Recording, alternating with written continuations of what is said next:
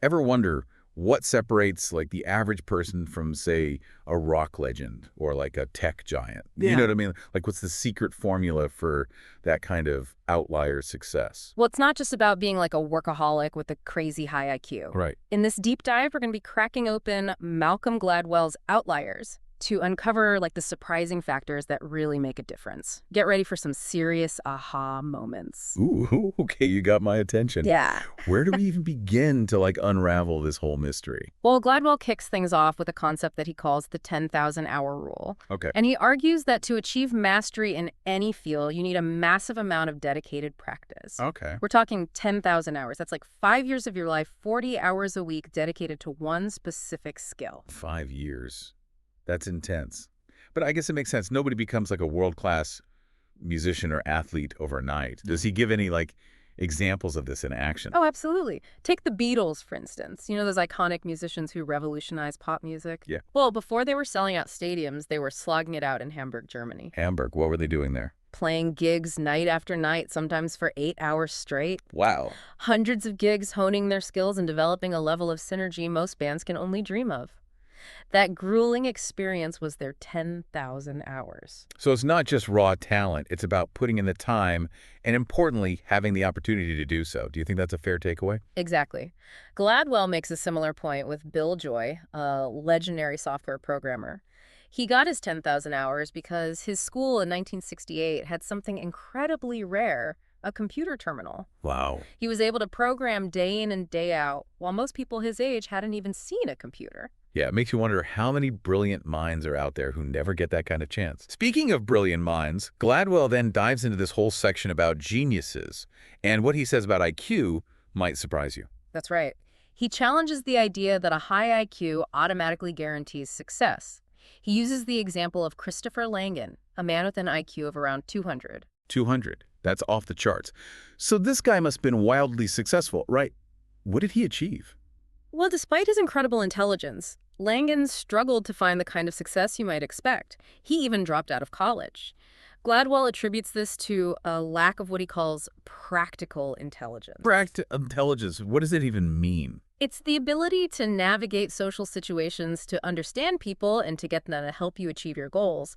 It's about knowing how to leverage your smarts in the real world. So it's not just about being book smart, it's about street smarts too. Exactly. To illustrate this, Gladwell contrasts Langan with Robert Oppenheimer, the physicist who headed the Manhattan Project.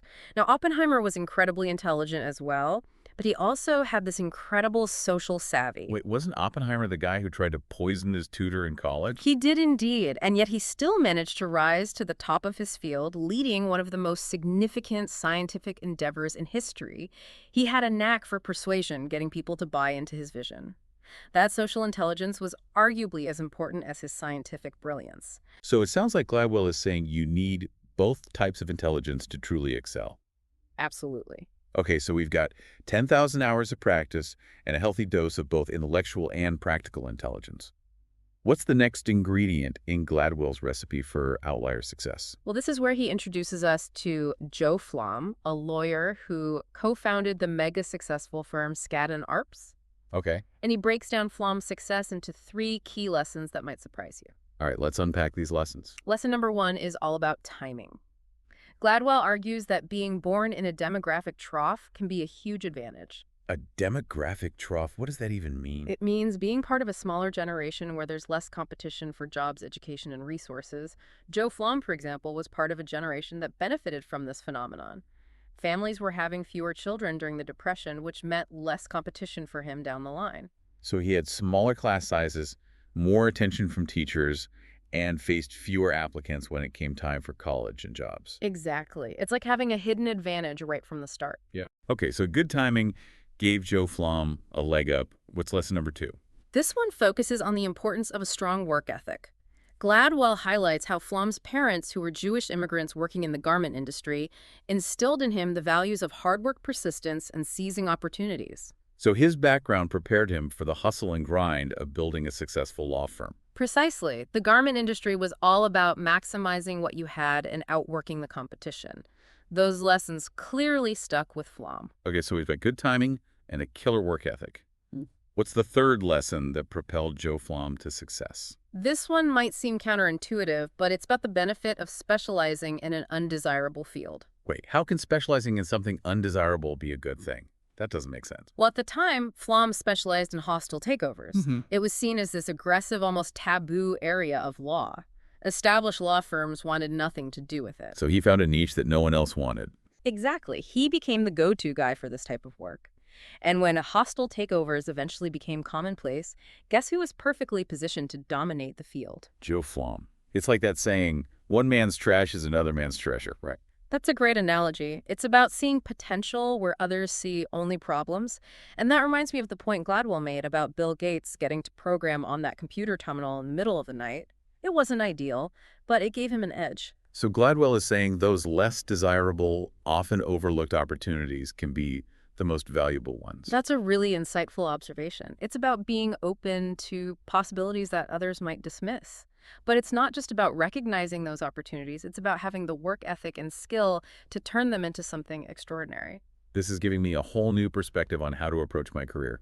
Now, before we move on, I just want to remind our listeners to subscribe to our YouTube channel. We're constantly unpacking fascinating ideas like this, and you won't want to miss out. Absolutely. We've got a lot more to cover in this deep dive. Gladwell goes on to examine the importance of cultural legacies and how they can play a huge role in our chances of success. Cultural legacies, you mean like traditions and values passed down through generations? Exactly. Gladwell argues that these legacies shape everything from our work ethic to our communication styles, and they can have a profound impact on our paths. He starts by looking at Asian cultures, particularly those with a long history of rice farming. What does rice farming have to do with success? Well, rice farming is incredibly labor-intensive. It requires discipline, a willingness to delay gratification, and a mindset of persistent hard work.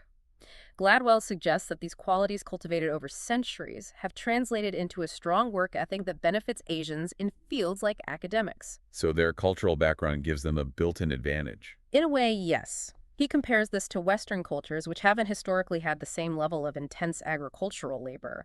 He even points to the difference in how we structure our school year-long summer breaks in the West versus year-round schooling in many Asian countries. So even the amount of time we spend learning is influenced by our cultural legacy. Precisely.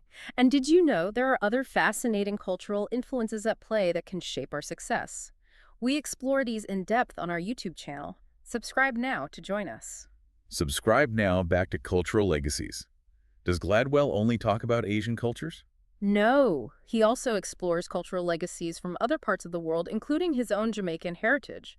For example, he examines the idea that some cultures, like those from the more rugged parts of the American South, have a culture of honor. A culture of honor. What does that mean? It means that even small insults can be met with aggression. He uses studies about how people from different parts of the U.S. react differently to the same insults to illustrate this point. So our reactions are shaped by where we come from, by the values and norms embedded in our culture. Exactly. He even goes on to explain how this culture of honor can manifest in professional settings. For instance, he talks about the concept of mitigated speech, where people soften what they say to show deference to authority. Mitigated speech. Yes. It's like when you're trying to be polite or avoid directly challenging someone even if they're making a mistake. It can be a good thing, but in some contexts, it can be a real problem. And I'm guessing Gladwell has a pretty powerful example of this. He does. And to hear it, you'll have to stick around for the final part of our deep dive. Don't forget to subscribe to our YouTube channel for more insightful explorations like this. Okay, so we've covered a lot of ground here. The 10,000-hour rule, the myth of the lone genius, the influence of timing and cultural legacies. But what about people who don't have those advantages? What if you're not born at the right time or don't have a family legacy of entrepreneurship? Does Gladwell offer any hope for the rest of us? He does. And it comes in the form of a remarkable young woman named Marita, a student at KIPP Academy in the South Bronx. Who's Marita?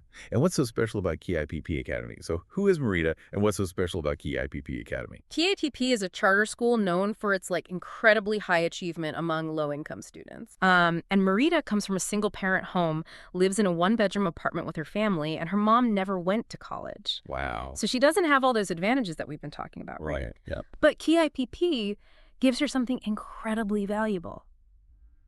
More learning time. So it's like quantity over quality. It's more nuanced than that. It's about creating a culture of achievement where hard work and dedication are the norm. Think about it. These kids are waking up before 6 a.m., going to school until 5 p.m., attending classes on Saturdays, and even going to school in July. That's intense. They're basically living at school. Yeah.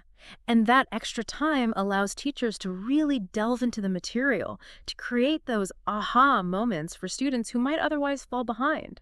It gives them a chance to catch up and even surpass their more privileged peers. So it's about leveling the playing field by giving these kids more time to master the material. Exactly. Remember that 10,000-hour rule? Yeah. Well, KIPP is, in a way, giving these kids a head start on those 10,000 hours, at least when it comes to academics. It makes you wonder what would happen if all kids had that kind of opportunity.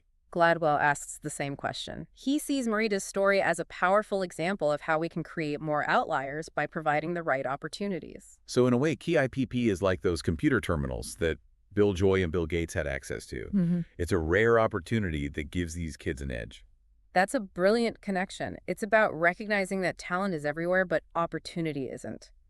And sometimes it takes more than just hard work and talent to achieve extraordinary success. Wow, we've covered a lot in this deep dive. We Mhm. talked about the 10,000-hour rule, the myth of the lone genius, the importance of timing and cultural legacy, and the power of opportunity.